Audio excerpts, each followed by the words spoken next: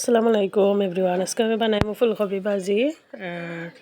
তার জন্য আমি কড়াইতে তেলটা দিয়ে দিলাম। তেলটা গরম হয়ে গেলে আমি একটা পেঁয়াজ কুচি দিয়ে দিচ্ছি। শুধুমাত্র একটি পেঁয়াজ আমি কুচি করেছিলাম। আর আমি কিছু আস্ত কাঁচামরিচ দেব।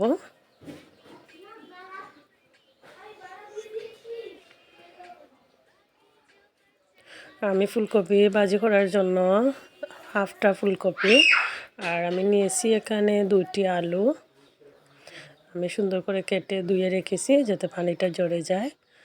আমার পেঁয়াজটা লাল হয়ে গেলে আমি কিছু অপেক্ষা করছি যাতে আমার পেঁয়াজটা লাল হয়ে যায়, সেজন্য এখন আমি দিয়ে দেব হলুদ গুঁড়ো, দিয়ে দিলাম কিছু মরিচ গুঁড়ো, হাফ চামচ পরিমাণ মরিচের গুঁড়োটা দিলাম। আর আমার পেঁয়াজটা লাল লাল হয়ে আসলে আমি আমার সবজিটুকু দিয়ে দিচ্ছি। এখানে আমি 2টি আলু আর হাফটা ফুলকপি নিয়েছি। আমি বলেছি বন্ধুরা, তো আমার এই ভাজিটা অনেক খেতে অনেকটা মজাদার হয়, কারণ শীতকালীন সবজি কার না ভালো লাগে। এই সবজিটা কিন্তু অনেক ফেভারিট আর ডিফারেন্ট টাইপের একটা সবজি, সবাই খেতে ভালোবাসে মোটামুটি। সো আজকে আমি ভাজিটা করলাম একদম ডিফারেন্ট স্টাইলে। আমার ফুলকপিটা আলহামদুলিল্লাহ সিদ্ধ হয়ে আসছে মাঝারি টাইমে। সো আমি ওয়েট করবো আর একটু, যাতে আমার ফুলকপিটা সিদ্ধ হয়ে যায়, সবজিটুকু আলুটাও সিদ্ধ হয়ে যায়।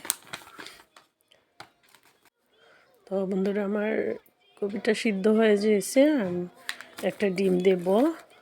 তার জন্য আমি আগে একটু সবজিটুকাকে 2 সাইডে সরিয়ে মাঝখানে একটু জায়গা করে নিয়েছিলাম, আর একটু তেল জমা হয়েছে।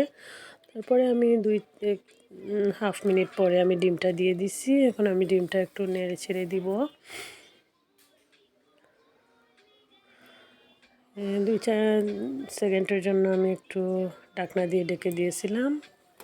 দেখুন আমার ডিমটা একদম ফ্রাই হয়ে গেছে, হালকা একটু কড়াইয়ের সাথে লেগে গেছে। আমি ভালো করে নেড়ে ছেড়ে দিচ্ছি।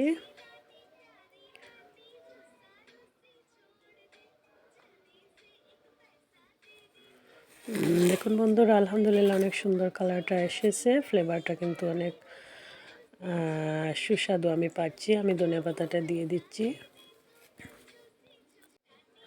তো বন্ধুরা, রাতের খাবারে এভাবে অল্প কিছু খাবার আপনারা তৈরি করতে পারেন বাসায়। অনেক সময় আছে না, একটু অল্প তরকারি রয়েছে, আরও একটা ভাজি করে দিলাম, তারপরে রাতের খাবারটা হয়ে গেল। তো সেই কারণে আমি এই ভাজিটা করেছিলাম।